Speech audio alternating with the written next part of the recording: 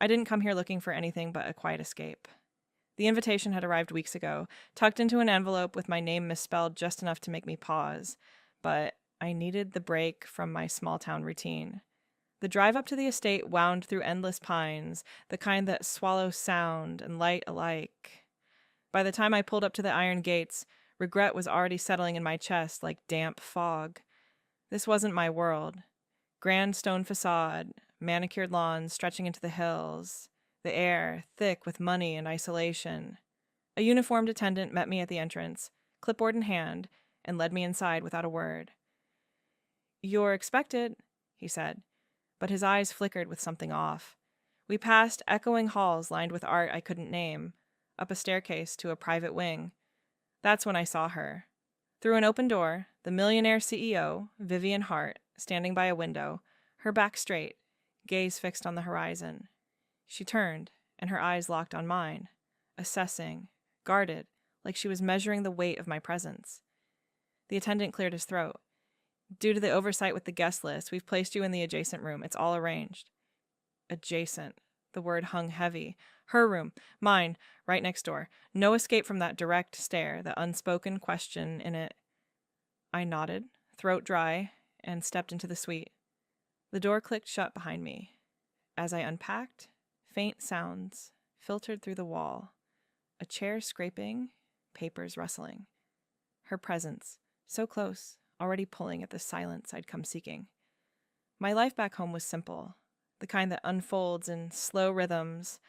I grew up on the edges of a fading town where mornings meant coffee black and strong, afternoons lost to freelance sketches that barely paid the rent. The invitation promised a networking event at Vivian Hart's remote estate, vague mentions of opportunities in design for her tech retreats. I figured why not? Isolation suited me, and maybe it'd lead somewhere. But as the attendant explained the mix-up in the hallway, his voice low, I felt the ground shift. "Your name, Alara Voss, it's similar to the one on the list for her companion."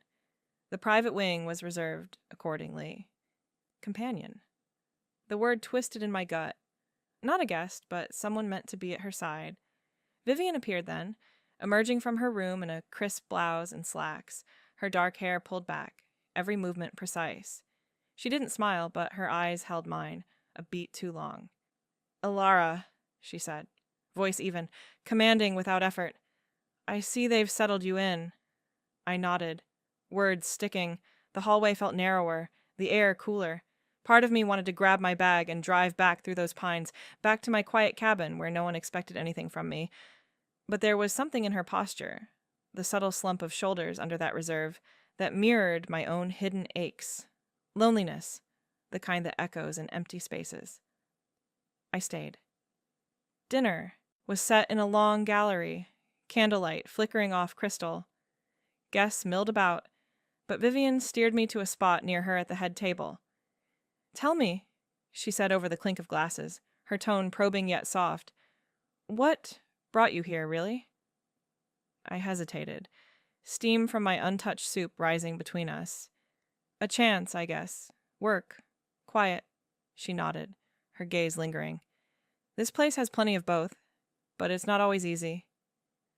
Our hands brushed as she passed the bread, accidental, electric. The air thickened with questions neither of us asked. Why me? Why stay? Night fell heavy outside, stars pricking the dark. I lay in the four-poster bed, walls paper-thin, her presence a steady rhythm next door. Footsteps. A sigh. Sleep came slow, tangled in curiosity and that pull I couldn't name. The estate's silence wrapped around us both, forcing proximity neither had chosen, but neither refused. Sunlight sliced through the heavy curtains, pulling me from a restless sleep. The room felt too large, the silk sheets too smooth against my skin. I lay still, listening. Through the adjoining door, faint sounds carried, water running in a sink, the soft thud of a drawer closing. Vivian's morning routine, methodical, unhurried, a brush against fabric, maybe her tying back her hair. It was intimate, this eavesdropping without intent, her habits, bleeding into my space like morning mist. I sat up, rubbing my eyes, the opulence pressing in. Crystal decanters on the sideboard, a rug that muffled every step.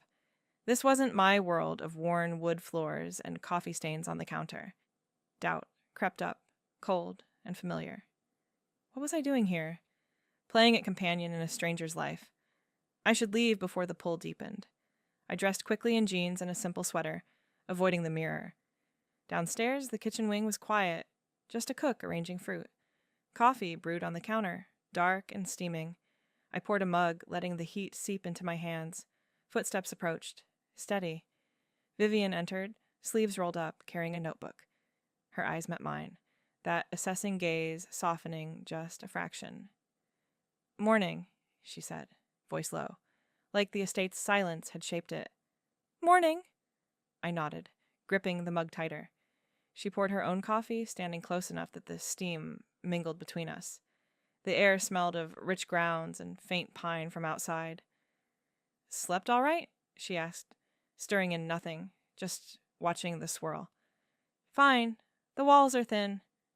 It slipped out, honest, and her lips twitched, not quite a smile. "They are. Intentional, I think. Keeps things connected." She leaned against the counter, probing gently. "You didn't say much last night. What really brought you here, Alara? Not just the invitation." I hesitated, the steam rising like unanswered questions. My rural life felt small under her gaze.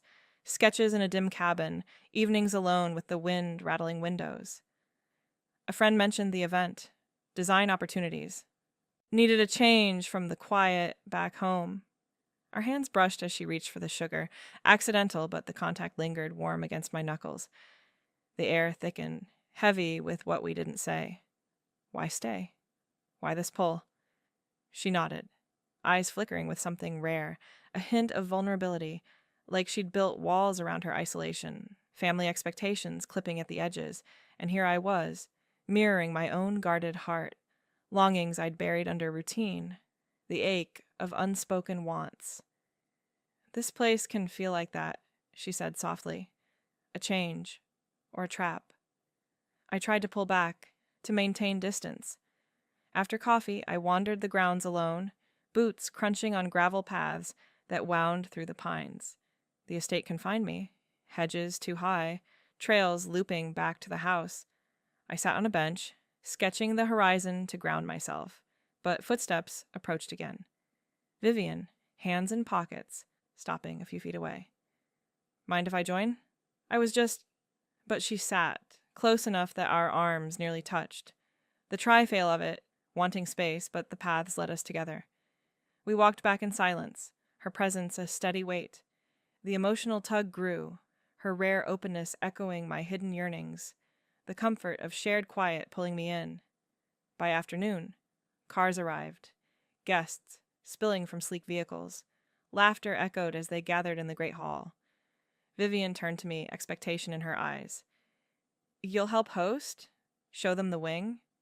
I nodded, no escape now. Collaboration forced us side by side, her hand grazing mine as we greeted arrivals, the tension building in every shared glance. Guests filled the estate like shadows stretching across the lawns, their voices a low hum against the pines. I stood beside Vivian as we walked the grounds together, her stride measured, mine trying to match. "The trails need checking," she said, handing me a map without looking. "Fence is down after last rain. We'll split it, but meet back at the overlook." It wasn't a request. Daily tasks pulled us in, estate management, her quiet command, my unexpected role weaving through it all. We started separate, me tracing the lower paths where gravel gave way to mud, wind tugging at my sweater. But the loops brought us together again, her figure appearing at turns, dark hair catching the light. Lingering looks, built then, her eyes holding mine a second too long as we paused by a split rail, assessing not just the wood, but something deeper. The unspoken tension escalated in those quiet labors, trail checks, turning into shared silences where words hung like mist. Over lunch in the sunroom, she unfolded the day's notes. "Family's been pushing expansion," she said, voice low, fork pausing over salad greens. Turn this into a resort chain. Lost connections along the way. Friends who saw dollar signs. Not me. It came slow. Revelations pieced like fence mending. Her isolation cracked open. Pressures from boardrooms bleeding into these hills. Siblings who called only for shares. A mother who'd traded warmth for legacy. I listened, sketching idle lines on a napkin, my own rural roots echoing back. Back home, isolation was the land itself, endless fields that swallowed secrets. Here, it was her, this guarded woman building walls from stone and silence. Comfort settled in those shared pauses, the way we'd lean against a tree, breaths sinking with the wind. I questioned my own heart then, guarded like a locked barn door. Why did her loneliness feel like mine? Why did the quiet between us pull like gravity? Guests inquired as afternoon wore on, circling us during tea on the terrace. An older woman in pearls tilted her head at me. And you are... Vivian's hand brushed my arm, possessive without touch. Ilara's with me, she said, firm. Whispers sparked. Rumors of a hidden partner. The guest list mix-up fueling tales of secret alliances. It heightened everything. The need for intimacy, sharpening like a blade on whetstone. I caught fragments. Heard she's the one who got away from the city chaos. Vivian's jaw tightened, but she steered me away, our shoulders close in the hall. The complication bound us tighter, appearances demanding we play the part, lines blurring in every stolen glance. Evening came with firelight in the library, guests thinning to a few by the hearth. Vivian and I lingered after, flames crackling like dry leaves underfoot. She poured whiskey, glasses clinking soft. You handle this better than most, she said, settling into the leather chair across from mine. Our knees nearly touched, the rug muffling the space between. I sipped, heat spreading. It's the quiet, reminds me of home. Storms rolling in, forcing you still. She nodded, firelight dancing on her face, shadows playing across her collarbone. Mine's different. Board calls at dawn, echoes in empty rooms. Hands near but not touching. Hers on the armrest, mine cradling the glass. Inches apart, the air taut like a wire. Tension charged the moment, her gaze unflinching, pulling confessions from the warmth. I built this to escape, she admitted, voice deliberate. But it traps you. I felt it mirror my longings, the rural ache of unspoken wants, comfort in her nearness, questioning my walls. Laughter from the hall faded, leaving us in that glow, hands hovering, the pull undeniable. Thunder rumbled distant as guests departed, cars crunching gravel into night. We retreated indoors, the storm brewing, confining us to the wing. Rain pattered against windows, amplifying the awareness of rooms adjacent. Her door, mine, walls thin as breath. The estate felt smaller, our proximity a steady pulse in the downpour. Lightning cracked outside, turning the sky white for a split second. The power flickered, but held. Vivian and I had ended up in the library again. The fire banked low, casting long shadows across the bookshelves. Rain hammered the roof like fists on a door, relentless. She paced once, then settled on the couch, pulling a throw blanket over her legs. I sat at the other end, close enough to feel the heat from the flames on my skin.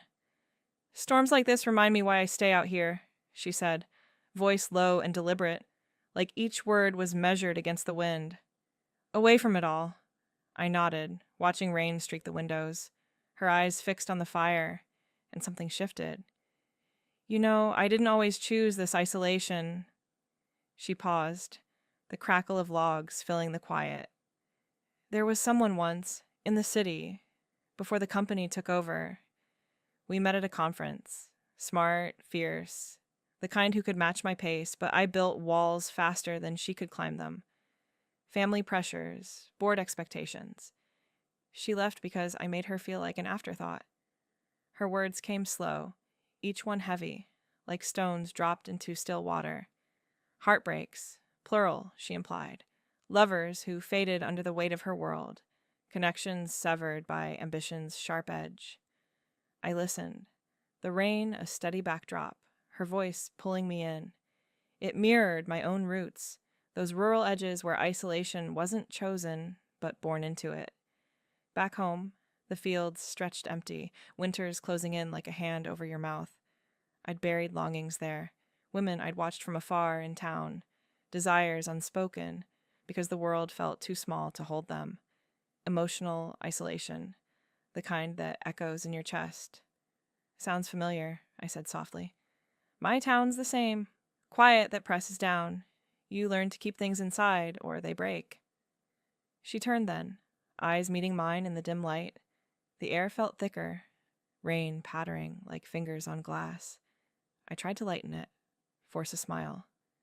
At least out here the storms are honest, no pretending they're just a drizzle. It fell flat, my humor awkward, like a misstep on wet gravel. But she didn't laugh. Instead, her expression softened, and the fail pulled us deeper. Honest, she echoed. I haven't been that in years. Not since her. I thought success would fill the gaps, but it just widens them. Confessions spilled then. Nights alone in boardrooms, the ache of choosing legacy over touch, the fear that vulnerability would unravel everything. My attempt at levity cracked her open, and I found myself sharing too. Rural nights, staring at ceilings, wondering if love was for other people, not someone like me, guarded by habit and habit alone. We shifted closer on the couch, the blanket's warmth spreading between us. Rain drummed harder, a rhythm that synced our breaths, mine quickening, hers steady but laced with something raw. The fire popped, embers glowing like hidden sparks. Sensory details built, the wool of the throw scratching softly against my arm, the faint scent of her soap mingling with wood smoke, the cool draft from the window seeping in. Adjacent spaces, even here, her knee inches from mine, the estate's walls echoing our proximity.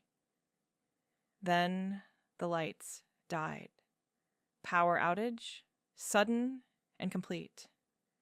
Darkness swallowed the room, only the fire's glow remaining, painting her face in oranges and blacks. We froze, the storm's roar louder now. Stay put, she murmured, but in reaching for the candle on the table, her hand found mine.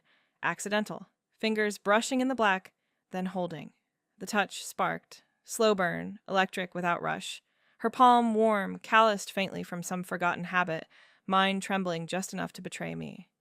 Tension held, no release, just that contact lingering, breaths sinking sharper in the quiet. I didn't pull away, neither did she. Comfort emerged in the dark, her grip steadying me. For the first time I felt seen, not as the mistaken guest, but as the woman with her own buried wants. Suppressed desires surfaced, the pull toward her not just curiosity but something deeper, a longing to bridge our isolations. Her thumb traced a small circle on my skin, unintentional maybe, but it uncovered layers I'd kept locked. The storm outside faded to a hum, our hands, the anchor. Power hummed back on eventually, lights flickering to life. We parted slowly, but the emotional weather lingered. Charged air, glances that held too long. Morning brought the group event, guests returning for the retreat's core sessions, but the revelations hung between us, pulling tighter with every shared look. The group event unfolded in the great hall, sunlight streaming through tall windows onto polished oak floors. Guests arrived in waves, their chatter filling the air like birds scattering from a field. I stood beside Vivian as she welcomed them, her posture straight, voice carrying that subtle command. Ilara will show you the East Wing, she said to a cluster of executives, her hand gesturing toward me. Hosting strained us both, me aiding her through forced smiles, facing stares that lingered too long. A woman in a tailored suit eyed me up and down, her gaze judgmental, like I'd wandered in from the wrong path. Whispers followed. Who's the one with Vivian? Not on the usual list. I felt exposed, the rural edges of my life clashing against their polished certainty. Vivian's steadiness anchored me, her nod a quiet signal to keep going, but the pressure built, each introduction a weight on my chest. We moved through the crowd, her arm brushing mine as we navigated the room. Tasks piled on, handing out agendas, pointing to seating charts, answering vague questions about the retreat's focus on innovation retreats. The complication hit mid-morning when an older guest, a silver-haired investor with a sharp smile, pulled Vivian aside. I overheard fragments. Guest list oversight? That companion slot? Alara Voss? Thought it was the one from the city merger talks. The mistake exposed partially, not fully, but enough to stir the air. Rumors rippled, eyes turning our way, forcing a defensive alliance. Vivian's jaw tightened, but she turned to me, voice low. Stay close. They'll twist anything. We stood shoulder to shoulder then, her presence a shield against the stairs. Nodded, heart thudding like boots on hard ground. The alliance bound us, appearances demanding we lean in, but it heightened the unspoken charge. Stolen glances amid the crowd, her eyes finding mine across the room, holding just long enough to pull. By lunch, the hall buzzed with small groups at long tables, silverware clinking against plates. I escaped to refill water pitchers, but Vivian followed, our paths crossing near the sideboard. Hands brushed, hers steadying the tray, mine slipping under the weight, and the contact lingered, warm through fabric, sending a quiet jolt up my arm. This way, she murmured, guiding me toward the quiet wing for a breath. The hall's noise faded as we slipped into the corridor, doors muffling the world. Stolen moments like that charged everything, her fingers grazing my wrist again, accidental but not. The air thickened, heavy with what we didn't say, her gaze unflinching, mirroring the tension from the storm. I felt it pull at my guarded heart, questioning the walls I'd built back home, where vulnerability felt like stepping into open fields. Self-discovery crept in through her steadiness, confronting fears I'd carried like old baggage. In the wing's alcove, away from prying eyes, she paused, leaning against the wall. You don't have to do this, she said, voice soft but direct. The stares, the questions, they're mine to bear. I shook my head, the rural quiet in me rising. It's not just yours. I've hidden long enough, desires, doubts, the ache of being unseen. Her eyes held mine, steady as a ridgeline after rain, and in that moment, I confronted it. Vulnerability wasn't weakness, but the bridge across our isolations. Her presence made it possible, her unflinching calm coaxing out the woman I'd kept buried under sketches and solitude. Comfort stirred, a slow warmth, as if her steadiness was the hand extended over a canyon. But the fail came sharp that afternoon. As guests dispersed for sessions, tension snapped in the library's edge. I'd pulled away during a particularly pointed stare from a board member, retreating to sort bookshelves alone. Vivian followed, frustration edging her voice. You can't just vanish when it gets hard, Alara. We need to set boundaries together. Her words hit like wind against a fence, my own fears flaring. Boundaries? This started as a mistake, and now I'm playing your shadow. I need space, not more pretending. The argument hung, raw and unpolished, her eyes flashing with something hurt. I turned, retreating to my room, the door clicking shut. The walls felt thinner than ever, her presence next door a steady echo, footsteps pacing, a chair scraping. I sat on the bed, chest tight, the fail of it sinking in. Pushing her away felt like denying the pull, the comfort I'd glimpsed in her gaze. Night settled, guests retiring to their suites. I lay awake, the estate's silence pressing in, regrets mixing with the wind outside. Then a soft slide under the door.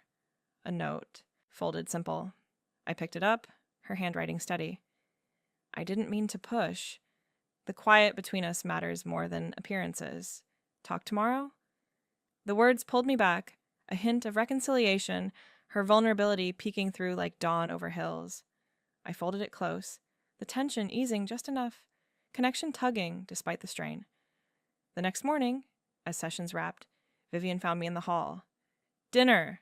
Just us. In the library. No guests. No roles. The invitation tested it all, deepening trust, the lines between mistake and something real blurring further. The library door creaked open as I entered, the scent of aged leather and wax hitting me first. Vivian had set the table near the hearth, intimate, just 2 chairs pulled close, under a chandelier dimmed low. Candles flickered in silver holders, casting shadows that danced across the spines of books lining the walls.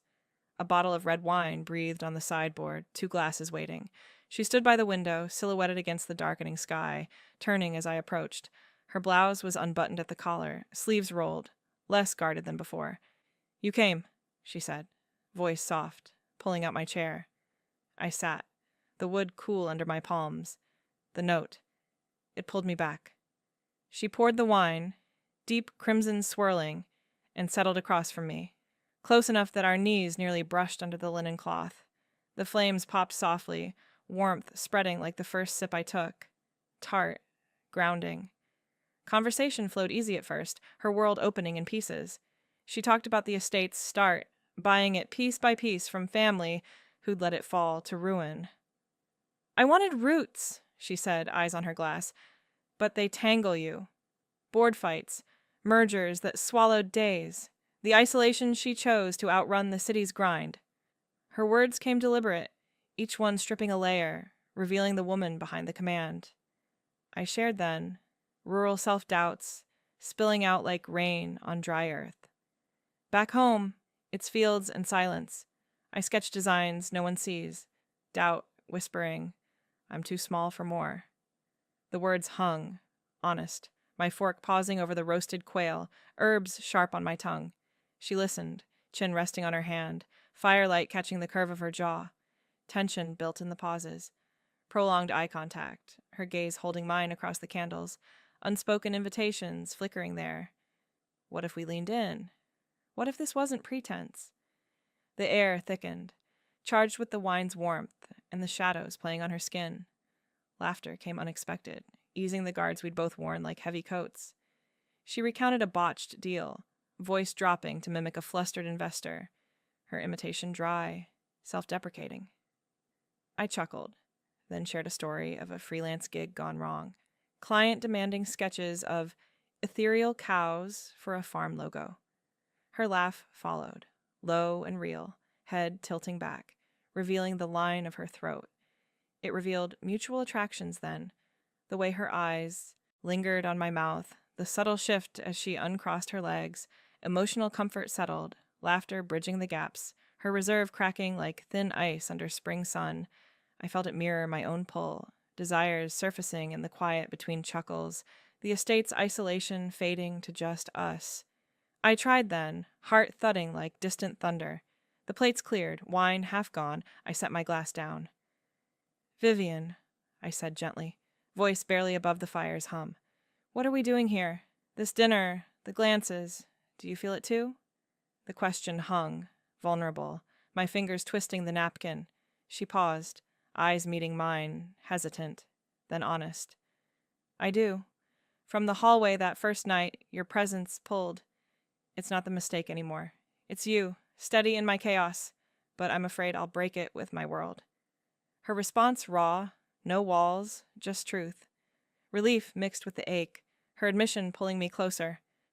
We shifted, chairs scraping soft. Adjacent seating now, her moving to my side for the dessert tray, knees touching under the table, warm through fabric. The contact held, neither pulling away, her thigh pressing steady against mine. Tension peaked there, unspoken but electric, breaths sinking in the candle glow.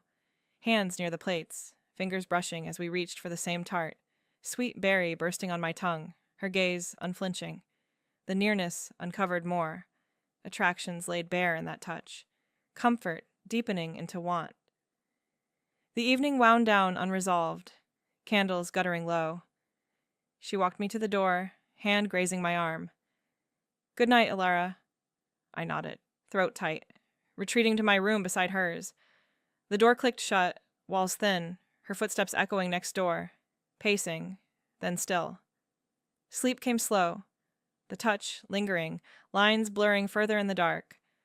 The walls between us felt alive that night, thinner than paper, carrying every shift in her room. I lay in the dark, sheets tangled around my legs, the wine's warmth fading into restlessness.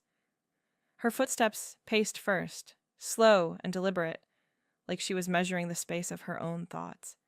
Then silence, broken by a soft creak, the bed frame maybe her sitting on the edge. A sigh escaped, heavy, raw, the kind that carries years. I pressed my ear closer, not meaning to eavesdrop, but the estate's quiet amplified it all. "Damn it," she murmured, voice cracking just enough. Vulnerability leaked through, words tumbling low. Always alone in this. Built it all. And for what? No one sees the cost. Her isolation's toll poured out. Nights staring at ceilings. Family calls that demanded without giving. Lovers who'd fled the weight of her guarded heart. It hit me like wind through cracks, mirroring my own truths buried deep. Back home, I'd whispered similar confessions to empty fields, desires locked away because showing them felt like breaking. I couldn't stay still. Heart pounding, I slipped from bed, bare feet cold on the rug. The door to the hall opened, soft, and I knocked on hers. 3 times, hesitant but sure. It swung inward almost immediately, her standing there in a loose shirt, hair falling free, eyes wide in the dim lamplight from inside. "Ilara," she breathed, surprise mixing with something deeper. No words at first, just that charged space between us, the hallway shadows wrapping close. "I heard you," I said, voice steady despite the thud in my chest. "Through the wall, not all of it, but enough. You're not as alone as you think." Her gaze held mine, unflinching, the air thick like before a storm breaks. She stepped aside, letting me in, the door clicking shut behind. We stood there, inches apart, her room warmer than mine, faint scent of cedar from the beams, the bed unmade, papers scattered on the desk like pieces of her unraveling. She rubbed her arms, crossing them tight. It's the toll of it all. This place, the company. I've chased control so long I forgot how to let go. Family sees shares, not me. Connections slip because I hold too tight, afraid they'll shatter if I loosen. Her admission charged the air, honest. Her voice, low and deliberate, eyes tracing my face like she was seeing me for the first time. I mirrored it then, truths rising unbidden. I know that grip. Rural life taught me. Fields that demand everything, leave you empty. I've hidden my wants, the pull toward women like you, because vulnerability felt like losing ground. But here, with you, it doesn't. The slow burn peaked in that moment, tension coiling tight. She reached out, hesitant, her hand finding my arm, first real touch, fingers warm against my skin. I stepped closer, and the embrace came natural. Her arms wrapping around me, pulling me in. Bodies pressed, her breath warm on my neck, mine quickening against her shoulder. The hallway's dim light spilled in, casting us in soft gold, heartbeats thudding together, mine racing like a pulse in the earth after rain, hers steady but laced with need. Breaths mingled, ragged at first, then sinking, the sensory rush overwhelming. Her shirt soft under my palms, the faint salt of her skin, the quiet creak of floorboards under our weight. In that hold, self-discovery hit hard. I pulled back just enough to meet her eyes, claiming it all. I want this. You. Us. Not the mistake, but the real pull. It's authentic. This comfort in your nearness, uncovering what I've suppressed. Desire spilled out. No guards. Finding peace in the rawness. She nodded, thumb tracing my jaw, her own walls crumbling. Me too? Beyond appearances. Let's explore it. No more hiding the connection. Resolution settled. Agreement solid between us. No rush, but a path forward. The mistake fading to just the start. We lingered there. Touches light, but sure. The dim light fading as candles guttered low. Heartbeats slowed. Breaths easing into calm. Her hand in mine. A promise. Dawn crept in slow, filtering through the curtains, bringing clarity. We parted for the night, but glimpses of shared futures flickered, mornings tangled, trails walked hand in hand, isolations bridged. The estate felt less confining, our rooms no longer barriers, but bridges to what came next. Sunlight filtered through the curtains, soft and unhurried, pulling me from a sleep deeper than any I'd known in months. Vivian's room felt different now, not a barrier, but an extension. The bed, warm where we'd parted in the night, her scent lingering on the pillow like earth after rain. I slipped into the hall, barefoot, the wood cool under my feet. She was already up, in the kitchen wing, moving with that quiet rhythm I'd come to recognize. Coffee brewed, dark steam rising, and she handed me a mug without a word, our fingers brushing deliberate this time. No rush in the newfound ease, just intertwined routines. Her stirring eggs on the stove, me slicing bread from the loaf, shoulders close as we worked side by side. The estate's silence wrapped us, not heavy but comforting, like fog settling over familiar hills. We ate at the small table by the window, knees touching under the cloth, glances lingering without the old tension. Her hand found mine midway through, thumb tracing my knuckles, and I leaned into it. The touch, solid, real. Deeper talks came as morning stretched, sunlight shifting across the floorboards. We walked the grounds after, trails we'd checked before now, ours alone, pines whispering overhead. "This doesn't end with the event," she said, voice low, stopping by a split rail fence. "I want you here, Alara, ongoing. But the gaps, my world of boardrooms and yours of quiet sketches, they're real." We addressed them then. Class differences like ridges between fields, her isolation a canyon carved by expectations, mine a valley of unspoken wants. "We'll bridge it," I replied, hand in hers. "Visits to your city office, me showing you the rural edges where I grew up. No pretending, just us filling the spaces." Plans unfolded slow. Weekends tangled in the estate, her joining me for freelance deadlines, addressing the pull of her wealth against my simplicity. Isolation's weight lifted in those words, her guarded heart opening to shared futures, my rural roots finding ground in her steadiness. The wind tugged at our clothes, but her grip held firm, conversations flowing like streams after thaw, comfort solidified as days blurred, the bond pulling self-growth from me like roots breaking soil. Back home, I'd guarded everything, desires buried under routine, vulnerability a risk too steep. But with Vivian, it shifted. Her presence coaxed it out. Mornings where I'd sketch her profile by the window, afternoons walking trails hand in hand, her laugh echoing soft against the hills. I embraced it, the growth blooming in small ways, admitting fears without retreat, claiming space in her world without shrinking. She mirrored it, her reserve easing into touches that lingered, fingers through my hair at dusk, breaths sinking on the couch. The unspoken tension resolved into warm certainty, no more hovering hands or assessing gazes, just the quiet knowing of bodies close, hearts aligned. Hints of ongoing romance flickered, nights in adjacent rooms turning to shared doors, her whispering plans for a cabin addition, our isolations weaving into one. The estate felt like home now, not a trap, her world expanding mine without swallowing it.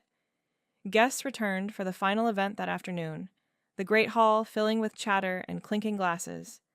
Vivian and I hosted side by side, her arm brushing mine as we greeted arrivals. No pretense needed. Stares came, but they glanced off, our alliance unspoken but visible. As sessions wrapped, cars crunched gravel departing, tails fading into the pines. The hall emptied, leaving space for our private world. Echoes of laughter gone. Just the two of us in the quiet wing. We stood at the window, watching dust settle, her head on my shoulder. The estate ours again. You know that feeling, don't you? The hard-won peace after carrying silence too long. I found it here, in her nearness, the rural ache in me, met by her steady pull. No more mistakes, just chosen paths. Two women, bridging canyons, finding home in each other's quiet truths. The wind outside carried on, but inside, everything settled, warm and sure. Dawn light filtered through the pines, painting the estate in soft golds. Vivian and I stood side by side on the balcony, hands linked without words, fingers intertwined like roots finding soil. The air was crisp, carrying the scent of dew on grass, our breaths sinking in the quiet. No more thin walls or unspoken pulls, just this, the certainty of chosen intimacy. Self-discovery wrapped around me like a worn blanket, complete now. I'd come seeking escape, found instead the comfort of being seen, my rural guards crumbling in her steady gaze.